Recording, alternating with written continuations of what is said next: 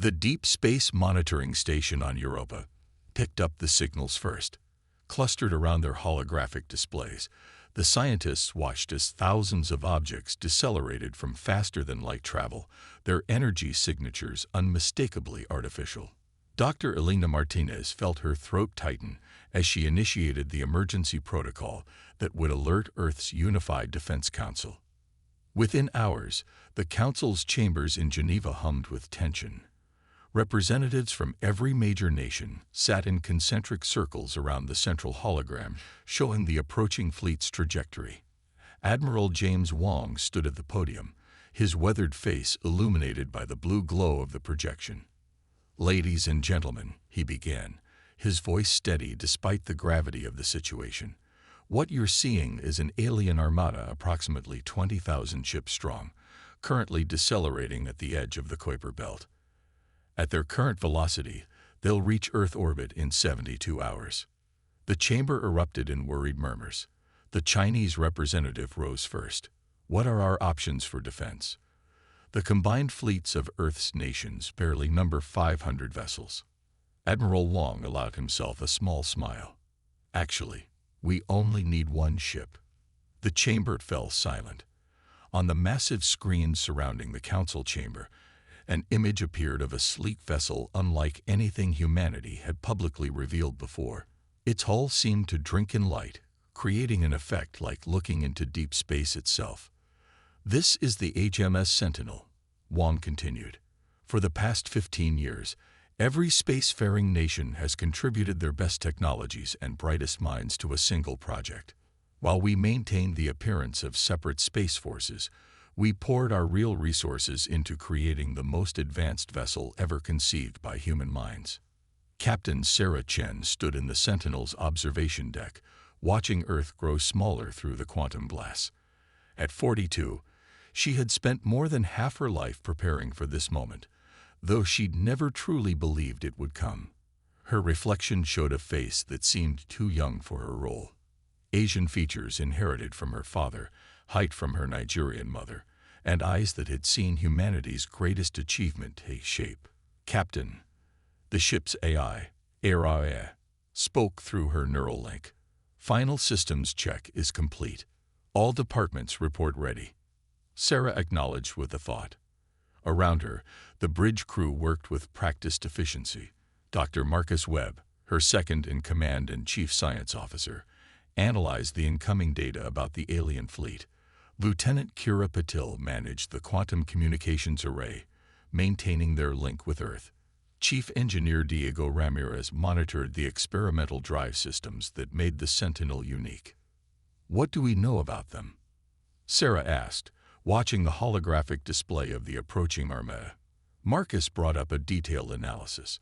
"They're organized in a hierarchical formation, suggesting a highly militaristic culture. Energy readings indicate technology comparable to our public capabilities: plasma weapons, antimatter drives, quantum shielding. Nothing like what we actually have aboard the Sentinel."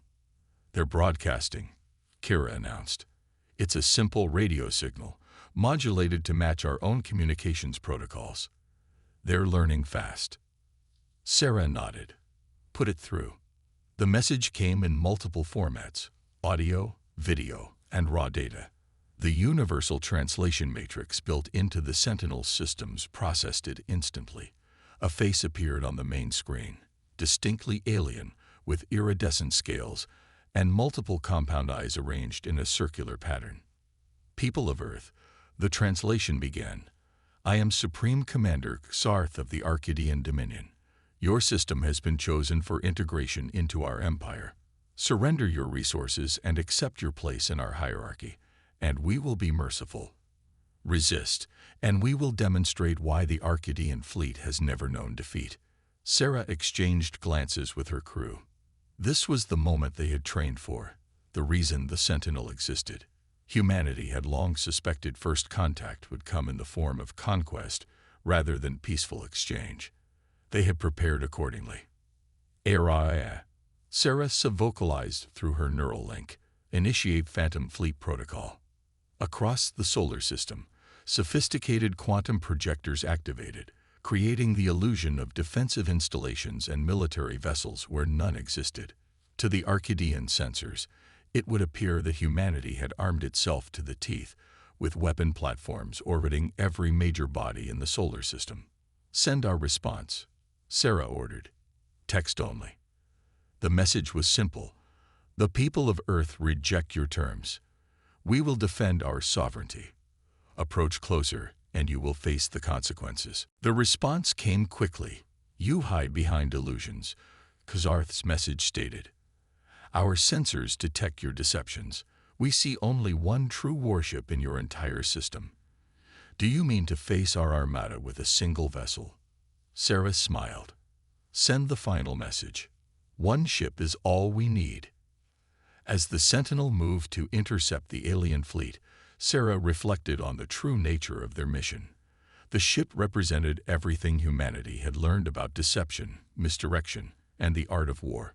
Its hull contained technologies that would seem like magic even to their advanced adversaries: quantum-phased weaponry, dark energy manipulators, and systems that bent the very fabric of space-time.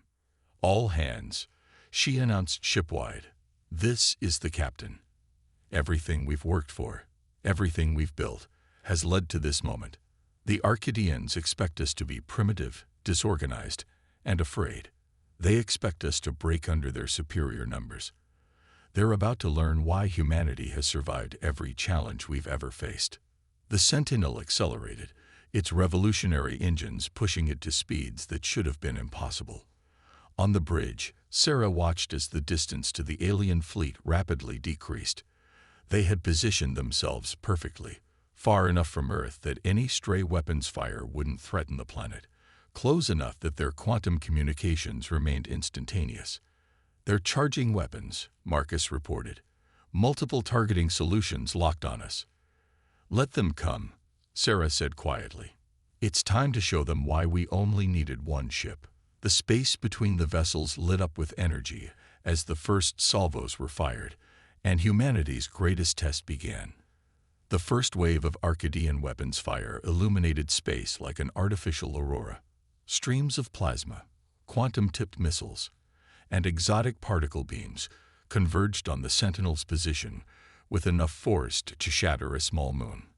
Captain Sarah Chen watched the incoming barrage with practiced calm, her hands resting lightly on the quantum blast command interface. "RIA, initiate defense pattern Theta," she ordered. "Let's show them something interesting." The space around the Sentinel shimmered as thousands of projectiles and energy beams approached. Instead of raising traditional shields, the ship's quantum field manipulators created microscopic tears in space-time. The incoming fire simply disappeared, swallowed by temporary pocket universes that collapsed moments later. "No damage," Chief Engineer Ramirez reported, a hint of pride in his voice. "The quantum sinks are operating at optimal efficiency. We could do this all day, Captain." On the main view screen, Supreme Commander Xarth's scaled face showed the first signs of confusion. "Impossible," the alien leader transmitted. "Our combined firepower should have reduced your vessel to its component atoms." "Perhaps," Sarah responded, activating the ship's external communications, "you'd like to see what one Earth ship can do in return." She nodded to Marcus, who initiated the Sentinel's primary offensive systems. The ship's hull began to ripple, sections sliding apart to reveal weapon ports that shouldn't have been possible in three-dimensional space. Dark energy collectors, built using principles that had taken Earth's finest minds decades to master, began to hum. "Target their forward screening vessels," Sarah ordered. "Minimal power. Let's not show all our cards at once." The Sentinel released a single pulse of concentrated dark energy. To the Arcadian sensors, it would have appeared as nothing more than a slight distortion in space. The effect, however, was dramatic.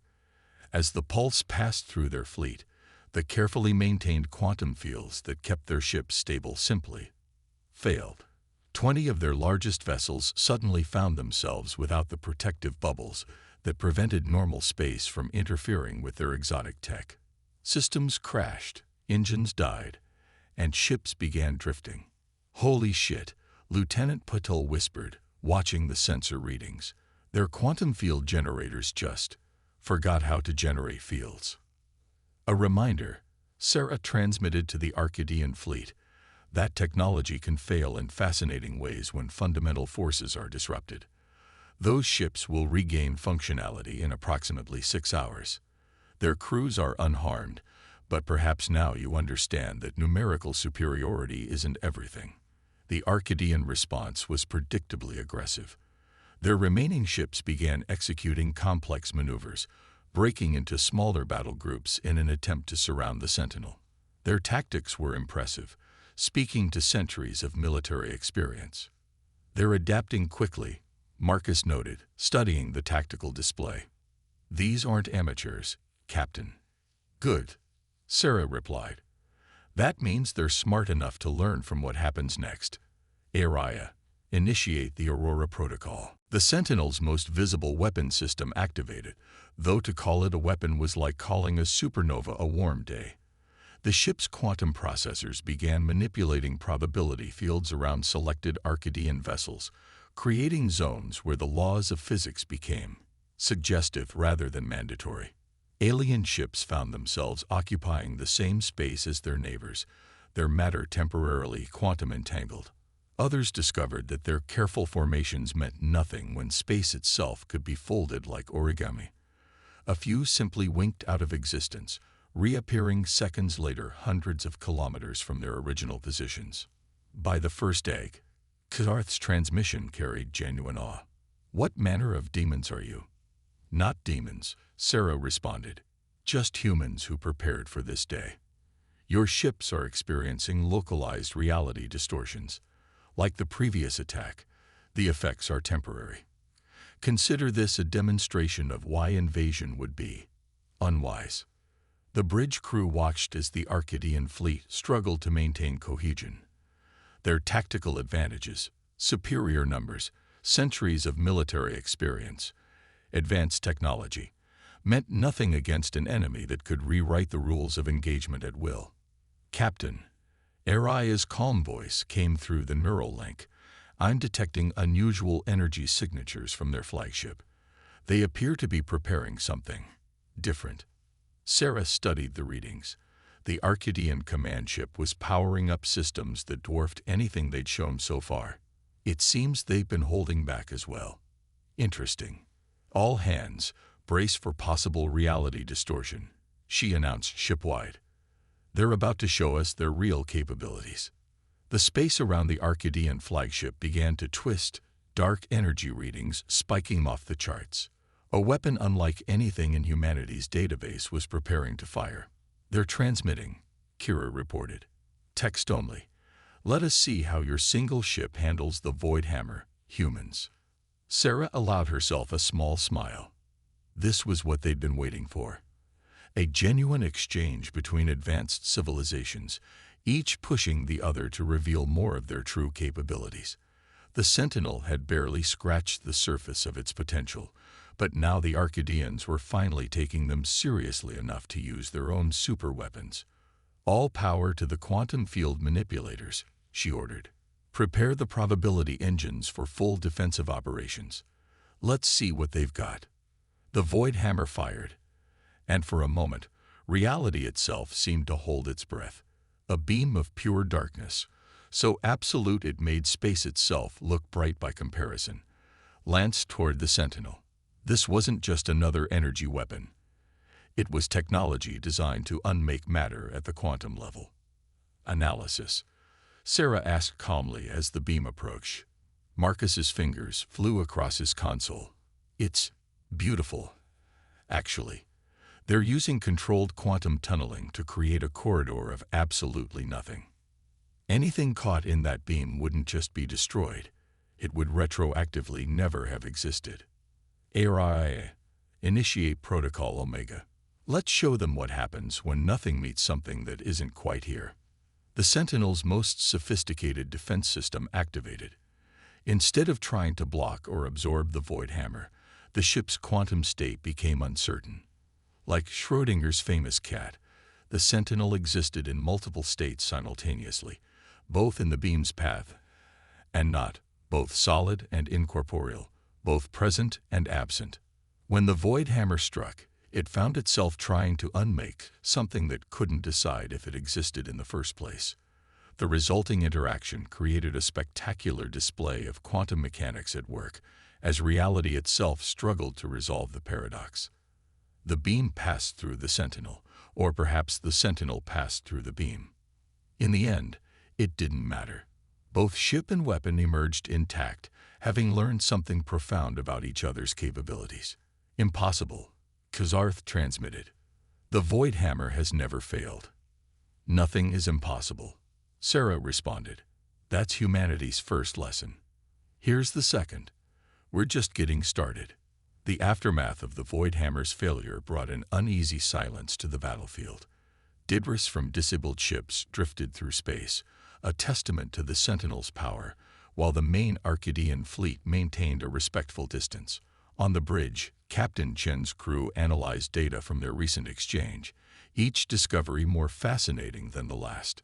Their technology is remarkable, Dr. Marcus Webb said, manipulating a holographic model of the void hammer's effects. They've mastered quantum tunneling in ways we never considered. If we survive this, the scientific implications alone. When we survive this, Sarah corrected him gently. Araya, what's the status of their fleet? The AI's response came through their neural links.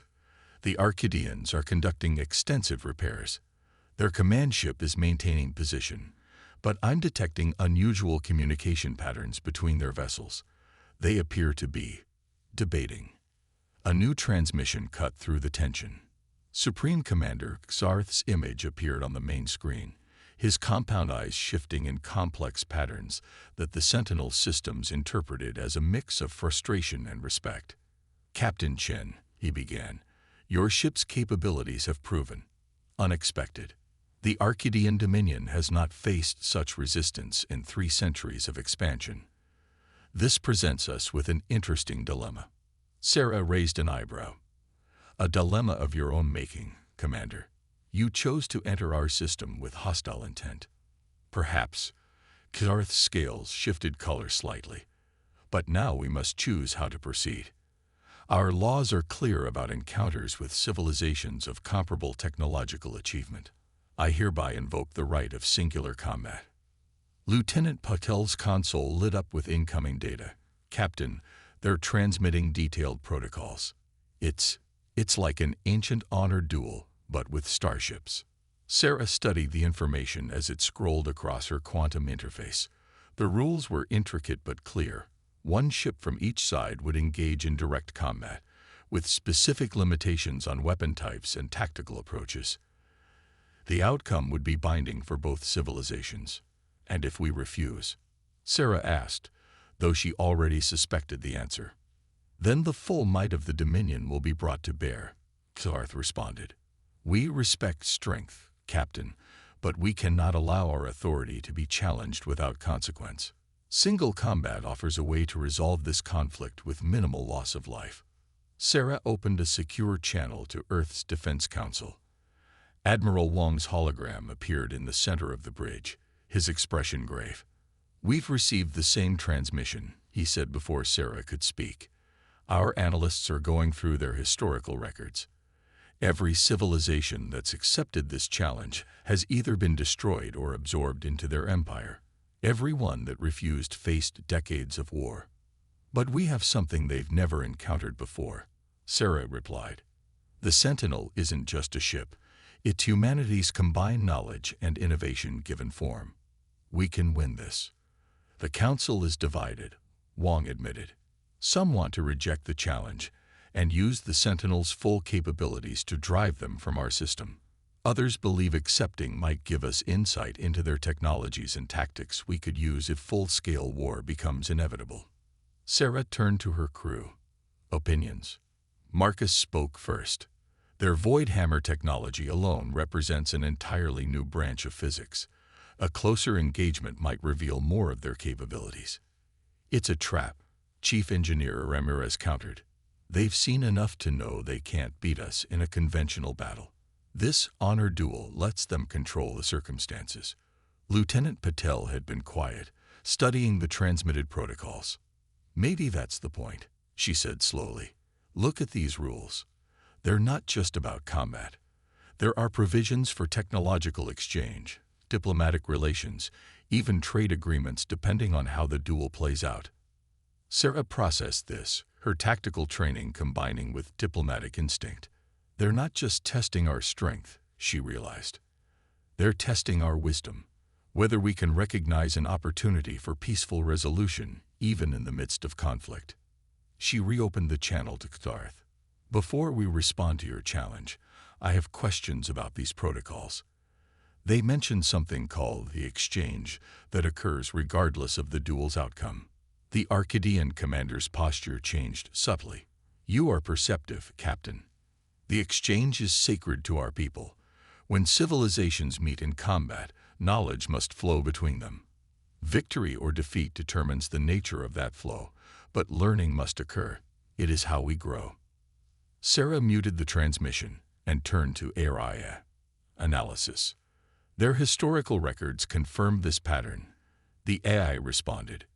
"Every civilization they've encountered has contributed to their technological base, whether through conquest or cooperation. But there's something else, subtle references to a greater purpose behind their expansion. They're preparing for something," Marcus added, scanning through data.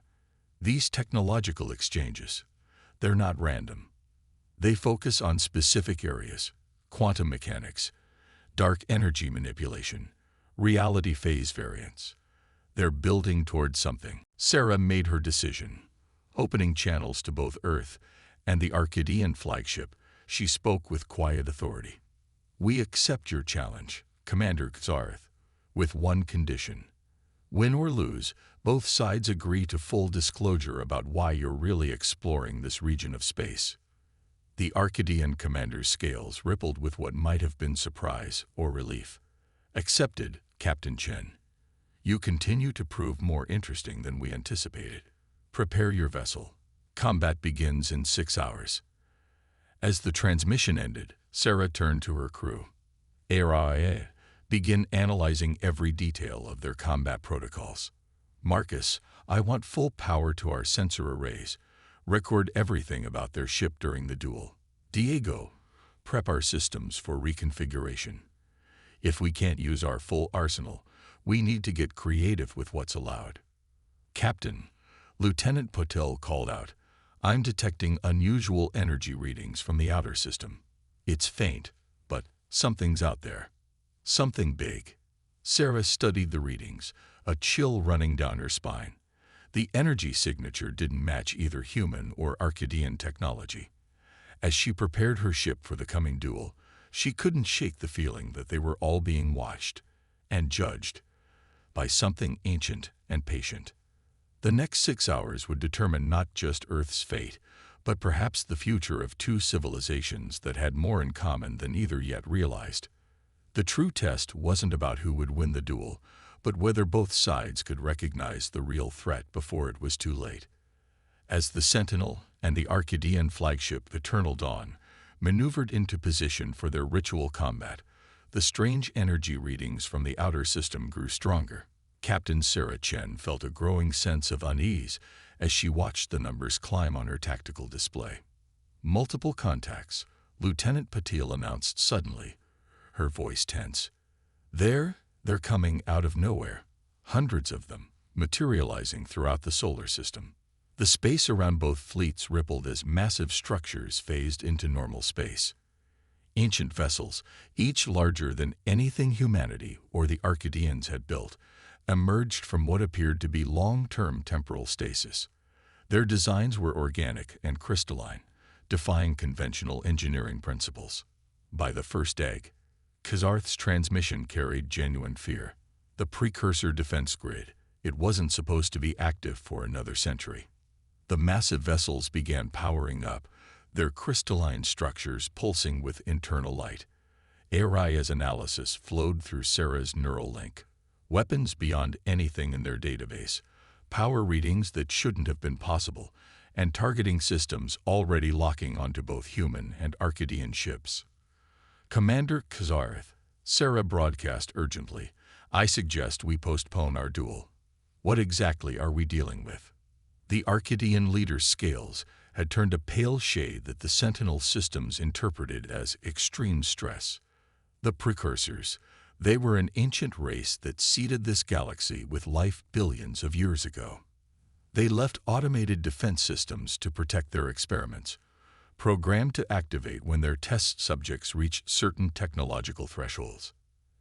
"And we just triggered them," Marcus concluded, analyzing the incoming data. "Both our technologies, operating in close proximity. We must have hit some kind of predetermined benchmark." The first attack came without warning. A beam of pure white energy lanced out from one of the precursor vessels, cutting through an Arcadian cruiser as if it were made of paper.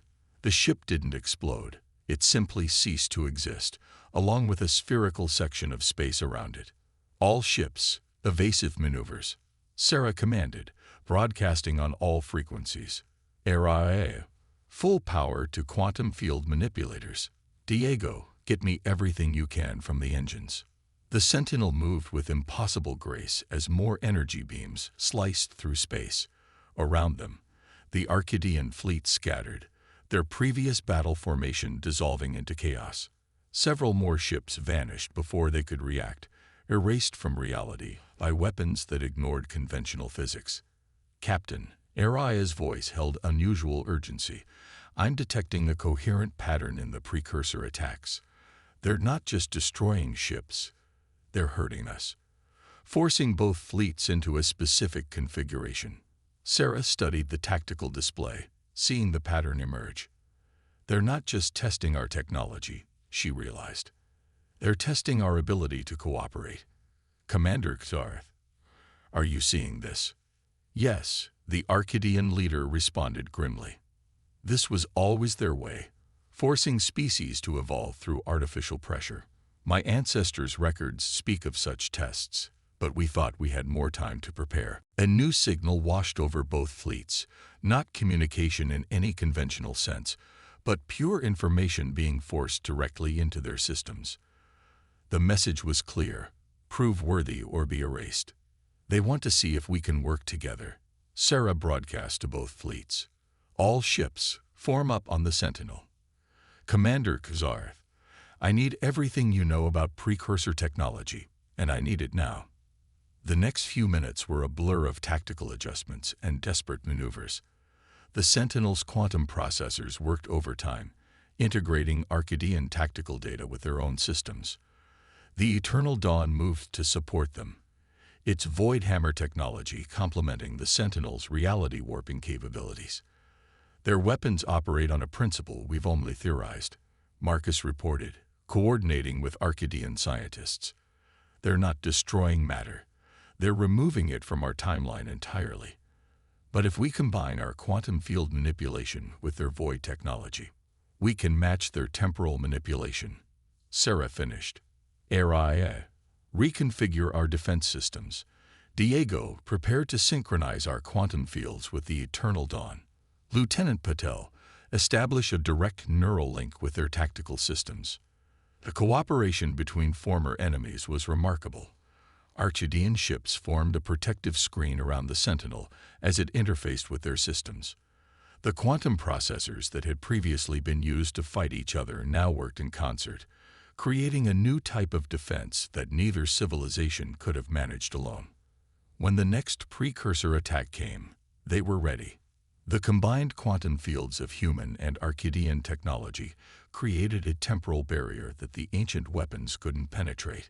The erased sections of space reformed, reality asserting itself against the precursor assault. But the ancient machines had more surprises. The crystalline vessels began to merge, their organic structures flowing together to form something even more massive.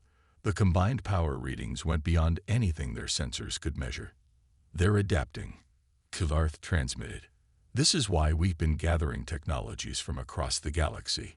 Each civilization we encounter has pieces of the puzzle, different approaches to surviving what we knew was coming." Sarah watched as the merged precursor vessel began generating what looked like a miniature sun. "Then let's show them what happens when we put those pieces together." All ships, initiate protocol unity. Let's give these ancient machines something they've never seen before. The Sentinel and the Eternal Dawn moved in perfect synchronization, their advanced technologies meshing in ways their creators had never imagined. Around them, the combined fleet prepared for humanity's most ambitious gambit yet, a demonstration that would prove they were ready not just to survive this test, but to exceed its parameters entirely. As the precursor weapon began to fire, Sarah allowed herself a small smile. Sometimes the greatest innovations came not from careful planning, but from the desperate cooperation of former enemies facing an impossible threat. The next few moments would determine whether humanity and the Arcadians were truly ready for their place among the stars. The artificial sun generated by the merged precursor vessels pulsed with impossible energy, its surface writhing with patterns that hurt the human mind to observe. Captain Sarah Chen watched as the combined sensors of the human Arcadian fleet analyzed the phenomenon, each moment bringing new revelations about the nature of their test. "It's not just a weapon," Marcus announced, his voice filled with wonder. "It's a key to understanding how the precursors manipulated reality itself. The patterns, they're a language written in pure physics." He's right. Kizarth transmitted from the Eternal Dawn. Our scientists are detecting similarities to ancient ruins we've discovered throughout the galaxy. This isn't just a test of our ability to fight. It's an exam to see if we can comprehend their legacy. The artificial sun began to compress, its surface collapsing inward while its energy readings continued to climb. Around it, space itself began to warp, creating a lens that focused its power toward the combined fleet. "We have perhaps 2 minutes before that beam fires," I calculated. "Traditional defenses, even our combined technologies, won't be sufficient." Sarah's mind raced through possibilities. The Sentinel's quantum processors interfaced directly with her consciousness, showing simulations of various countermeasures. Each ended in failure until, "Wait," she broadcast to both fleets. "We're thinking about this wrong. We're trying to defend against their weapon. But what if that's not the point? Marcus, you said the patterns are a language. What if we need to answer?" The next 60 seconds were a blur of coordinated activity. The Sentinel's reality warping technology merged with the Eternal Dawn's void manipulation capabilities, while the rest of the fleet arranged itself in a precise geometric pattern. They weren't preparing to block the precursor weapon. They were preparing to communicate with it. "All ships, synchronize your quantum fields," Sarah ordered. "Diego, reconfigure our dark energy collectors. We're going to match their pattern language with our own." The artificial sun reached critical compression. As it prepared to release its energy, the combined fleet initiated their response. The Sentinel's quantum processors translated their intentions into the same physical language the precursors used, writing their answer into the fabric of space itself. Where the precursors had created a weapon that removed matter from time, the combined fleet generated a field that demonstrated mastery over temporal mechanics. Where the ancient machines had shown how to destroy, humanity and the Arcadians showed how to create. Their message was clear: "We understand your power, and we choose to use it differently." The beam fired. In the instant before impact, Sarah witnessed something she would never forget. The combined technologies of two civilizations, working in perfect harmony, didn't just deflect the precursor weapon. They absorbed it, understood it, and transformed it. The artificial sun's energy, instead of erasing their fleet from existence, was channeled through their quantum fields and reformed into something new. In the space between the fleets, reality itself shifted and changed. A bridge formed, not physical, but quantum mechanical, linking different possibilities and potentials. "By all that lives," Kizarth breathed, "we've done more than pass their test. We've improved upon their work." The precursor vessels began to power down, their crystalline structures dimming. But instead of returning to temporal stasis, they started to change. Their organic mechanical forms shifted, becoming something simpler, more approachable. A new transmission washed over the fleet, this time carrying not just information but understanding.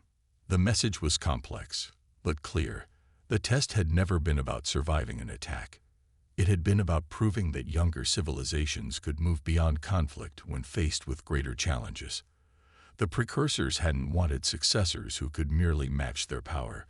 They wanted inheritors who could exceed their wisdom.